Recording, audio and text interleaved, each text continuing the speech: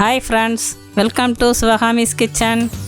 இன்றைக்கி வீட்டில் இருக்கிற அரிசியை வச்சு ஒரு பழமையான டிஷ்ஷு தான் குழந்தைங்களுக்கு ஸ்நாக்ஸ் மாதிரி செஞ்சு கொடுக்கலாம். பார்க்கலாம் வாங்க. அதுக்கு முன்னாடி நம்ம சேனலை சப்ஸ்கிரைப் பண்ணாதவங்க மறக்காமல் சப்ஸ்கிரைப் பண்ணிக்கோங்க. பக்கத்தில் உள்ள பெல் ஐக்கனை கிளிக் பண்ணுங்கள். அப்போ தான் நான் போடுற வீடியோ உடனே வரும்.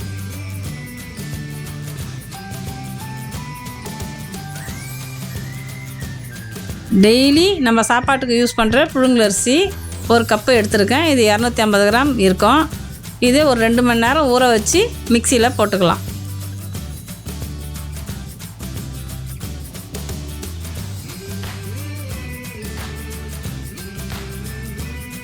காஞ்ச மிளகா 2 எடுத்துக்கோங்க. அரிசியாக கூட இது 2 மணி நேரம் நான் ஊற வச்சுட்டேன். கிள்ளி போட்டுக்கோங்க.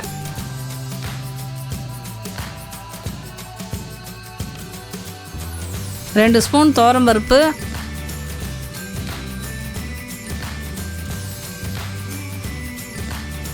1/2 ஸ்பூன் உப்பு,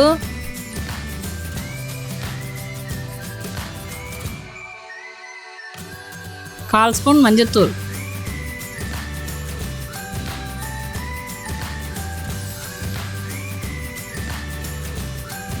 இதை நல்லா லைட்டாக தண்ணி தெளித்து வடை மாவு பதத்துக்கு கட்டியாக அரைச்சி எடுத்துக்கோங்க.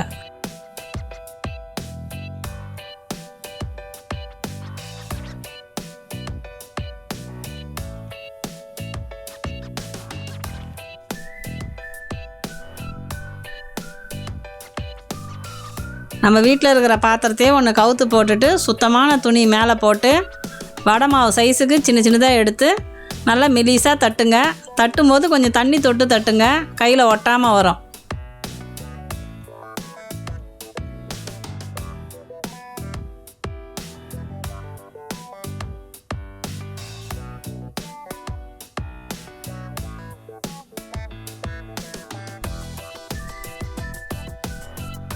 தட்டினதுக்கப்புறம் இது ரவுண்டாக அழகாக வந்திருக்கு பாருங்கள். நல்லா எண்ணெய் காயட்டுன்னு இதை போட்டு பொரிச்சு எடுக்கலாம். இதை அடுத்த ஈடு தட்டும்போது இன்னொரு பக்கம் துணியை தள்ளி விட்டு தட்டுங்க.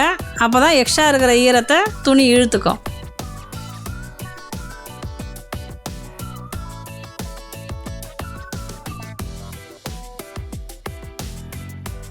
இது எண்ணெய் காயட்டுன்னு போட்டு பொரிச்சு எடுத்துக்கலாம்.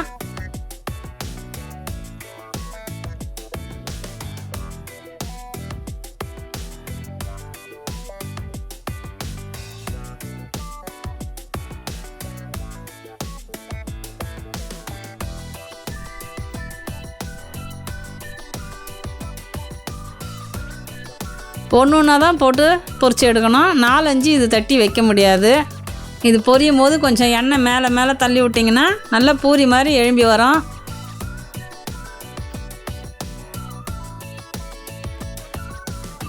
சுவையான அரிசி பூரி ரெடி. இது சாஃப்டாக இருக்கும், மொறுமொறுன்னு இருக்காது. சாப்பிட்றதுக்கு நல்லா டேஸ்ட்டாக இருக்கும். இது நல்ல ஈவினிங் ஸ்நாக்ஸு, டீ காஃபி கூட சாப்பிட்டா ரொம்ப சூப்பராக இருக்கும். இது வீட்டில் செஞ்சு பார்த்துட்டு எப்படி வந்திருக்குன்னு இந்த வீடியோ கீழே கமெண்ட் பண்ணுங்கள்.